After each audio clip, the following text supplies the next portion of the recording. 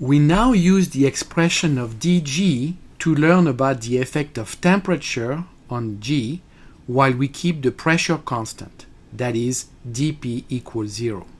The expression dG equals VdP minus SdT becomes dG equals minus SdT.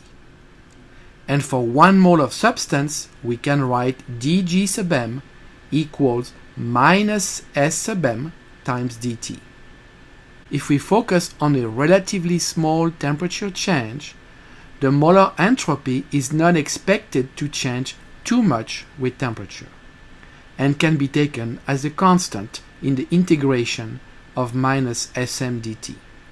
So we get, for the solid phase, G sub m at T and P minus G sub m prime at T and P prime equals minus the molar entropy S sub m times the temperature difference T minus T prime. Similar expressions are obtained for the liquid and the vapor phases, involving the molar entropies of the liquid and vapor phases, respectively. These three expressions of the molar Gibbs energy predict that for small temperature changes, the molar entropy of a phase decreases linearly with increasing temperature, with a slope that is proportional to the molar entropy of the phase.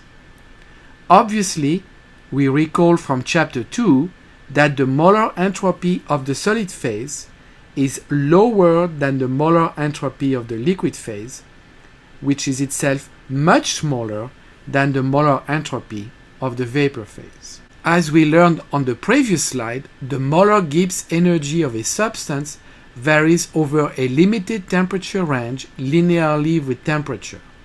Since the molar entropy of the liquid phase is slightly larger than that of the solid phase, the molar Gibbs energy of the liquid phase decreases with increasing temperature at a slightly faster pace than the molar Gibbs energy of the solid phase. Using similar argument for the relative molar entropies of the liquid and the vapor phases, we expect the molar Gibbs energy of the gas phase to decrease much more significantly with temperature than the molar Gibbs energy of the liquid phase.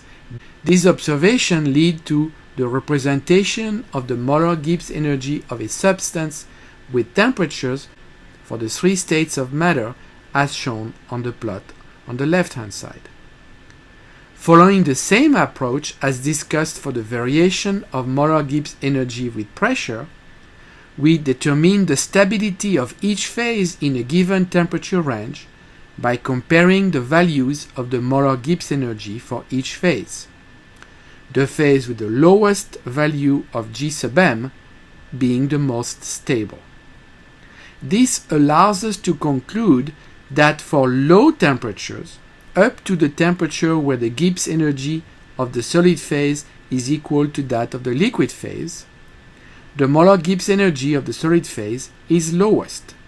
Hence, the solid phase is the most stable.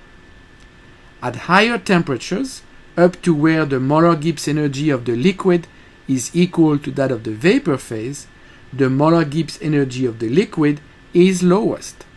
So the liquid phase is now the most stable state. At temperatures above the temperature where the molar Gibbs energy of the liquid intersects the molar Gibbs energy of the vapor phase has the lowest molar Gibbs energy and is the most stable phase. Intersection of the curves describing the molar Gibbs energies for the solid and liquid phase allows us to define the temperature where the solid and the liquid have the same molar Gibbs energy, hence where these two phases are in equilibrium. This temperature is called the temperature of fusion, or the melting temperature of the substance. Similarly, the temperature where the curve describing the molar Gibbs energy of the liquid intersects the curve associated with the molar Gibbs energy of the vapor is the temperature where these two phases are in equilibrium. This is obviously the boiling temperature. Let me comment briefly on the assumptions of limited temperature range I needed to make for an easy calculation of the variation of G sub m with T. This approximation, while not very good, does not change qualitatively the conclusions we have drawn here. Had we accounted properly for the slight temperature dependence of the molar entropy on temperature, we would have concluded that the molar Gibbs energy curves for each phase are not strictly linear, but are curved downward, reflecting the fact that the molar entropy of a phase, that is the slope of G sub m versus T, increases with temperature.